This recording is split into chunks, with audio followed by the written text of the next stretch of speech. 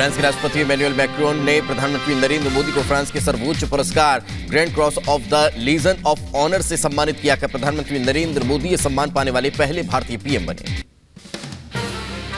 Paris में प्रधानमंत्री नरेंद्र मोदी के सम्मान में निजी भोज का हुआ आयोजन। राष्ट्रपति इमैनुअल मैक्रोन द्वारा आयोजित निजी रात्रि भोज में प्रधानमंत्री नरेंद्र मोदी ने शिरकत की। पेरिस में प्रधानमंत्री नरेंद्र मोदी ने भारतीय समुदाय को किया संबोधित। पीएम बोले, भारत फ्रांस की दोस्ती अटूट। प्रधानमंत्री ने पूरी दुनिया को बताया एक परिवार। ये आत्मीयता सिर्फ दो देशों के नेताओं के बीच नहीं है, ये भारत फ्रांस की अटूट दोस्ती का प्रतिबिंब है, रिफ्लेक्शन है। पेरिस से प्रधानमंत्री नरेंद्र मोदी ने आतंकवाद को लेकर कही बड़ी बात। पीएम बोले, आतंकवाद से भारत की लड़ाई जारी, कट्टरवाद से निपट रहा है भारत।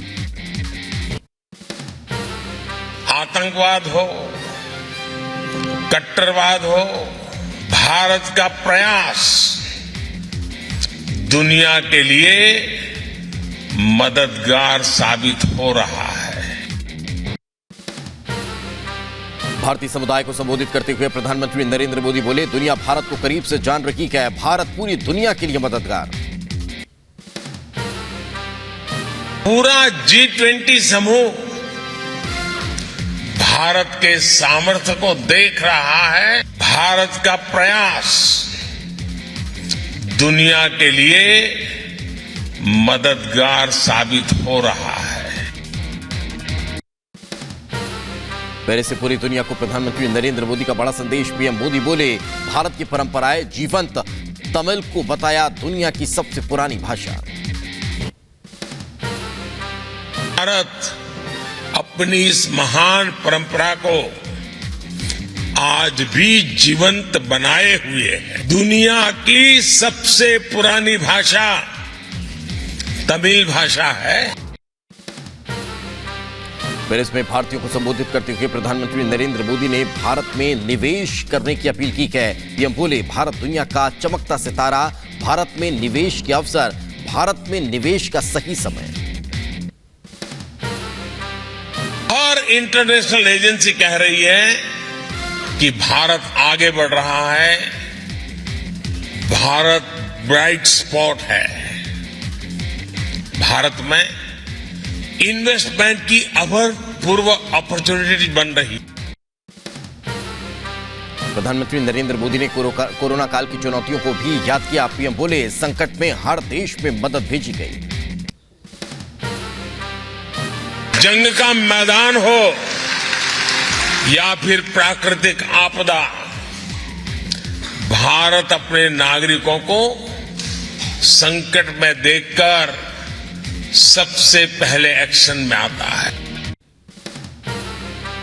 प्रधानमंत्री नरेंद्र मोदी ने पेरिस में चंद्रयान 3 की लॉन्चिंग का भी जिक्र किया। पीएम बोले, भारत हर क्षेत्र में तरक्की कर रहा है। चंद्रयान 3 की लॉन्चिंग के लिए रिवर्स काउंटिंग की गूंज सुनाई दे रही है। श्रीहरिकोटा से ये ऐतिहासिक लॉन्च होने जा रहा है। फ्रांस में अपने अलायंस फ्रैंकेज की सदस्यों का जिक्र कर बोले प्रधानमंत्री नरेंद्र मोदी, वो उपहार मेरे लिए आज भी अनमोल। दिल्ली में यमुना खतरे के निशान से 3 मीटर ऊपर 3 वाटर ट्रीटमेंट प्लांट बंद, पानी के संकट के गहराने के आसार।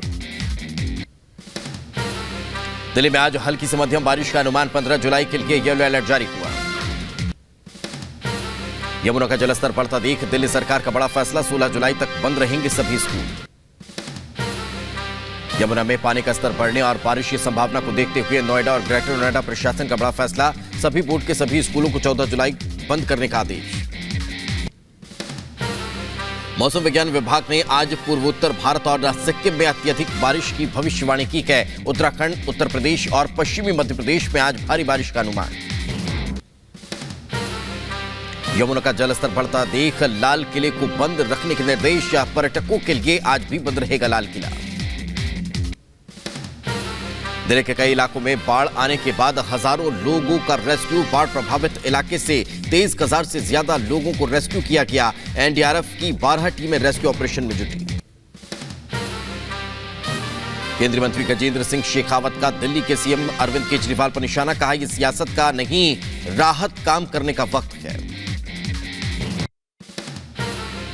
ये सियासत करने का समय है, ये राहत के लिए काम करने का समय है। माननीय केजरीवाल साहब ने जिस तरह से चिट्ठी लिख करके उसको ट्वीट किया है, व्यक्ति किस तरह से इस तरह की अपेक्षा भी कर सकता है और चिट्ठी लिख सकता है, मुझे समझ में नहीं आता। दिल्ली की गीता कॉलोनी फ्लाईओवर से राजघाट लाइट की तरफ जाने वाले रास्ते पर पानी भरा हुआ है। कई वाहन रास्ते में बंद हो चुके हैं। उत्तर प्रदेश के बुलंदशहर गंगा के बढ़ते जलस्तर को लेकर जिला प्रशासन हाई अलर्ट। लगातार बारिश होने से जलस्तर बढ़ा। दिल्ली में यमुना नदी का जलस्तर बढ़ने के चलते आईटीओ रोड के पास जल जमाव की स्थिति, जल जमाव की तस्वीरें सामने आई। दिल्ली के मंत्री सौरभ भारद्वाज ने इंद्रप्रस्थ स्टेशन का दौरा किया। सौरभ भारद्वाज की स्थिति का जायजा लेते नजर आए। दिल्ली में बाढ़ को लेकर प्रधानमंत्री नरेंद्र मोदी ने गृह मंत्री अमित शाह और दिल्ली के उपराज्यपाल से फोन पर की बातचीत। राजधानी में बाढ़ के हालात की जानकारी दी। राजधानी दिल्ली में यमुना का जलस्तर 208.65 मीटर। निचले इलाके में भरा पानी। आज करीब 23,000 लोगों को निकाला गया।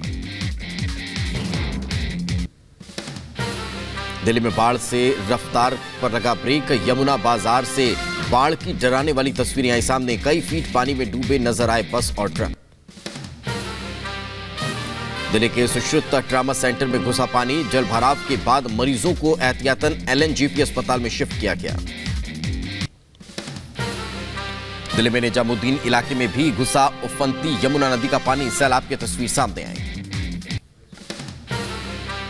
दिल्ली में यमुना के जलस्तर बढ़ने के कारण मजनू का टीला में आउटरिंग रोड पर पानी भरा। दिल्ली में यमुना का जलस्तर बढ़ने के बीच हनुमान मंदिर के पास यमुना बाजार क्षेत्र में आया बाढ़ का पानी। रेस्क्यू ऑपरेशन के लिए बोट तैनात की गई। यमुना में बाढ़ की वजह से दिल्ली से सटे हुए गड़ीबूढ़ा गांव में आई बाढ़। यमुना से सटे हुए निचले इलाके में रह रहे लोगों को सुरक्षित जगह पर शिफ्ट किया गया। दिल्ली में गाड़ियों की रफ्तार पर भी दिखा बाढ़ का असर। सराय काले खां में लगा लंबा जाम। धीरे धीरे रेंगती दिखाई दी सैकड़ों गाड़ियां। यमुना में जलस्तर बढ़ने के बाद कई इलाकों में ट्रैफिक डायवर्ट किया गया है। कश्मीरी गेट के पास लगा भारी ट्रैफिक जाम।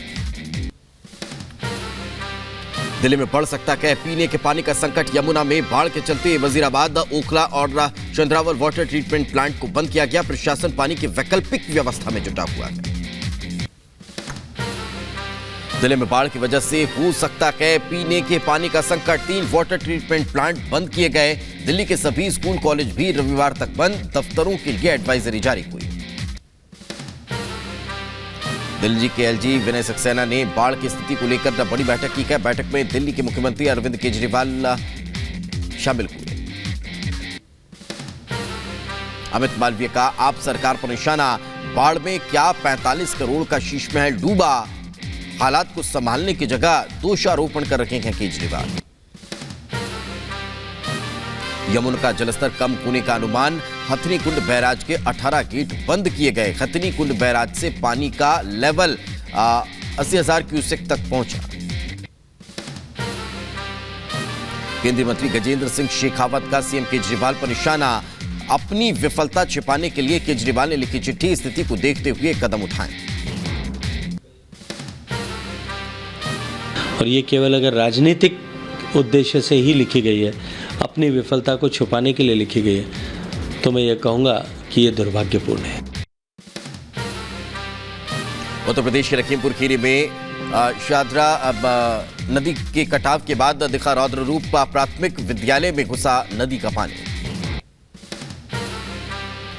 उत्तर प्रदेश के बागपत में बाढ़ जैसे हालात। पानी की तेज धार में सड़क के 2 हिस्से कटे। किसानों की सड़क पर फसल बर्बाद।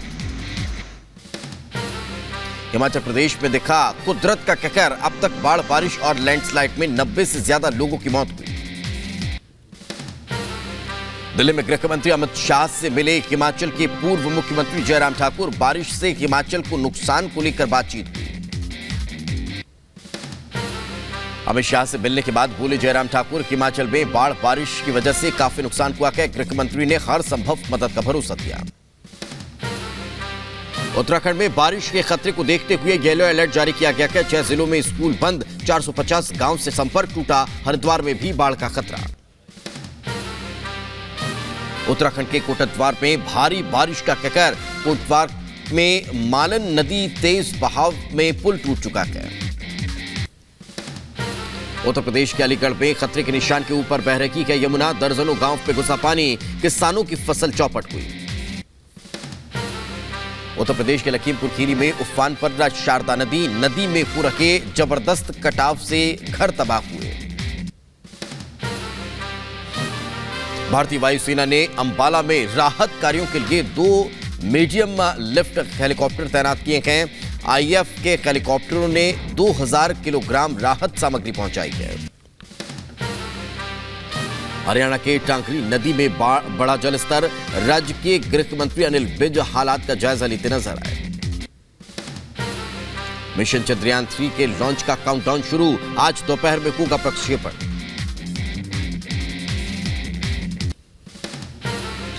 मिशन मून की सफलता के लिए तिरुपति मंदिर में चंद्रयान 3 के मॉडल के साथ इसरो के वैज्ञानिकों ने की पूजा अर्चना। आज दोपहर आंध्र प्रदेश के श्रीहरिकोटा से किया जाएगा लॉन्च।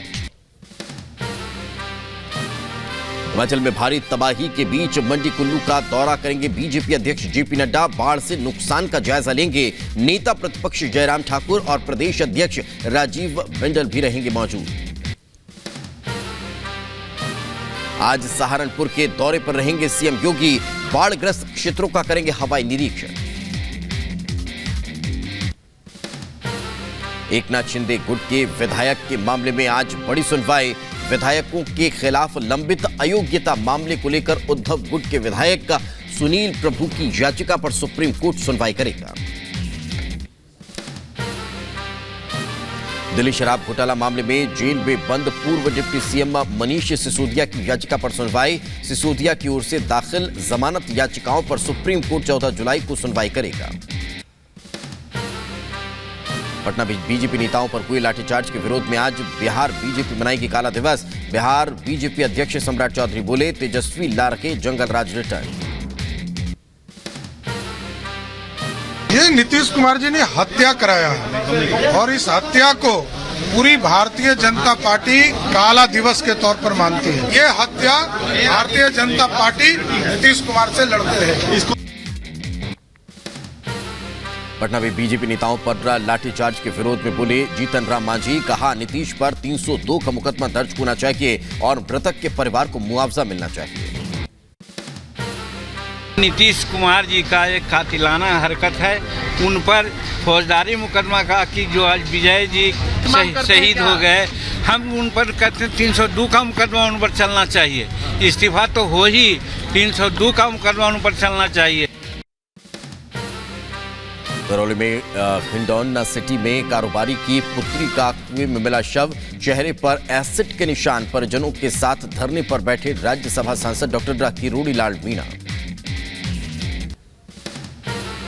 राज्यसभा सांसद किरोड़ीलाल मीणा ने एसिड अटैक से युवती की मौत और कुएं में शव मिलने की घटना पर कड़ी नाराजगी जताई। कहा, राज्य सरकार की लचर कानून व्यवस्था के कारण आज एक बेकसूर युवती की हत्या हो गई। केंद्रीय मंत्री गजेंद्र सिंह शेखावत का राजस्थान में बढ़ते अपराधों को लेकर कांग्रेस सरकार पर निशाना। कहा, राजस्थान रेप कैपिटल बन चुका है। माफियाओं के लिए राजस्थान शरणस्थली बना हुआ है। पाकिस्तान से भारत आई सीमा कैदर को लेकर देवबंद उलेमा का बयान। कहा, इसकी जांच होनी चाहिए और इस पर कार्रवाई होनी चाहिए।